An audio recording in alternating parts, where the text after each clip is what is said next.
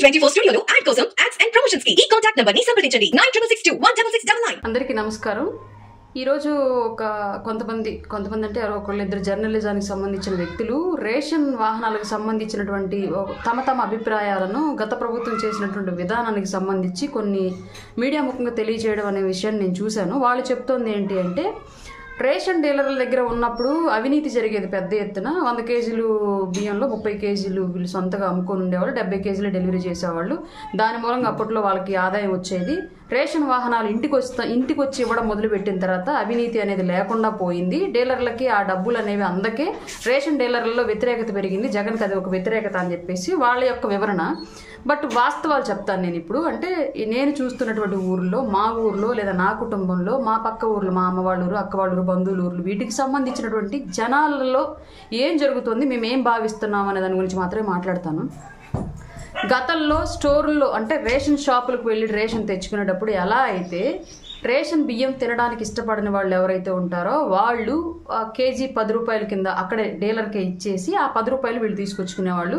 యథావిధిగా అదే ఇప్పుడు కూడా రేషన్ డీలర్లు వాహనాలతో ఇంటికి తీసుకొచ్చి ఇస్తున్నా సరే సేమ్ అదే జరుగుతోంది. ఇప్పుడు 25 కేజీలు ఒక ఇంటికి రావాలి అంటే 25 కేజీలకి 250 రూపాయలు డబ్బులు ఇచ్చేస్తున్నారు. రేషన్ బియ్యం వాళ్ళే తీసుకెళ్ళిపోతున్నారు. రేషన్ వ్యాన్లో వచ్చి తీసుకున్న వాళ్ళు ఎవరైతే ఉన్నారో ఆ కాంట్రాక్ట్, ఆ జాబ్లు వాళ్ళే తీసుకెళ్ళిపోతున్నారు. ఎలాంటి మార్పు లేదు దానికి సంబంధించి, దీనికి సంబంధించి. బట్ ఇక్కడ రేషన్ వాహనాల వల్ల ఇంకొక తలనొప్పి సామాన్యులుగా మాకేం జరుగుతుందంటే, రేషన్ షాపుల్లో ఇచ్చేటప్పుడు నెలలో 10 రోజులు తప్పనిసరి ఎట్టి పరిస్థితుల్లో ఇచ్చేవాళ్ళు. మాకు ఎప్పుడు కుదిరితే అప్పుడు మేము వెళ్ళి తీసుకొచ్చుకునేవాళ్ళం. ఇది జనరల్గా మాకు దగ్గరలో ఉంటాయి కాబట్టి గ్రామాలు అండ్ పట్టణాలకు దగ్గరలో ఉండే పల్లెటూర్ల విషయం. అంటే సుదూర ప్రాంతాల్లో ఎక్కడన్నా రేషన్ షాప్ ఒక ఊర్లో ఉండి తండాలు ఇంకెక్కడన్నా దూరంగా ఉన్న వాళ్ళకి మేబీ అక్కడికి వెళ్ళి తెచ్చుకోవడం ఇబ్బంది అవుతుందేమో. మరి వాహనాలు వాళ్ళ ఇళ్ళకెళ్ళి ఇస్తనే ఎప్పటికైనా, లేదంటే అది కూడా అట్లాగే జరుగుతుందో, ఎక్కడో దూరాన్ని పెడితే ఆ వెహికల్ తీసుకెళ్ళి తెచ్చుకోవడం అనేది నాకైతే తెలీదు. జనరల్గా పట్టణాలకు దగ్గరలో ఉన్నటువంటి గ్రామాలు, రోడ్డు వసతి అన్ని సవ్యంగా ఉన్నటువంటి గ్రామాలకు సంబంధించిన విషయం మాత్రం నేను చెప్తున్నాను. రేషన్ షాపులకు వెళ్ళి 5 రోజుల పాటు 10 రోజుల పాటు ఎప్పుడు మాకు కుదిరినప్పుడు తెచ్చుకునేవాళ్ళు. బట్ ఇవాళ రేషన్ వాహనాల వల్ల వాళ్ళు సైరన్ వేసుకొని కుయ్యి మనది ఒక ఎమర్జెన్సీ లాగా వచ్చి ఇప్పుడు తీసుకుంటేనే వీధిలో ఒక మూలను ఎక్కడో పెడుతున్నారు. ఆ మూలను అందరం పోయి అక్కడ నించోవాలి. అప్పుడు తీసుకుంటేనే ఇస్తాడు. ఇన్ కేస్ ఆ మూల నుంచి ఇంక మిస్ అయ్యి వెళ్ళాడంటే మళ్ళీ రాడు. ఇంకో బజార్కి వెళ్తే ఇంక 2-3 బజార్లు అయినా సరే వాళ్ళు ఎక్కడికుంటే అక్కడికి వెళ్ళేసి మేము అప్పుడే తెచ్చుకోవాలి. ఇన్ కేస్ ఆ ఏరియాలో ఆ రోజు తిరగడం అయిపోయింది అంటే ఇంక తర్వాత ఇవ్వట్లేదు. ఈ నెలలో తీసుకోకపోతే నెక్స్ట్ మంత్, ఆ మంత్ది ఈ మంత్ది కలిపి ఇవ్వాలి కదా, అట్లా కూడా ఇవ్వట్లేదు.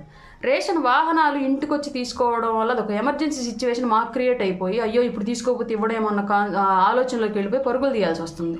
దానివల్ల సామాన్యులకు మాకు అది కొంచెం ఇన్కన్వీనియంట్గానే ఉంది తప్ప కన్వీనియంట్గా అయితే లేదు.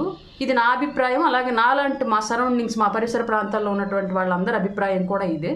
మేబీ ప్రభుత్వం దీని మీద ఎలాంటి నిర్ణయం తీసుకున్నా సరే ఆలోచించి గ్రౌండ్ రిపోర్ట్ తీసుకొని చేసుకోవాలని చెప్పి పాలసీ అనేది తీసుకొస్తే హ్యాపీగా ఉండేదని చెప్పేసి అనుకుంటున్నాను. కొంతమంది ఎవరో విశ్లేషకులు చేసినటువంటి విశ్లేషణలు మరి వాళ్ళకి నిజంగానే వాళ్ళు రేషన్ తీసుకునే అలవాటు ఉందా, ఆ ఎక్స్పీరియన్స్ తెలుస్తోందా, గతంలో రేషన్ షాపులకు వెళ్ళి తీసుకునేటప్పుడు దానికి ఇప్పుడు వాహనాలు ఇంటికి వస్తుంటే తీసుకుంటున్న దానికి మధ్య తేడా తెలుస్తోందా లేదా, అది ఇబ్బందికరంగా ఉందా లేదంటే వాళ్ళ పర్సనల్ ఎక్స్పీరియన్స్ ఏంటో మాకైతే తెలీదు. మా ఎక్స్పీరియన్స్ అయితే ఇది.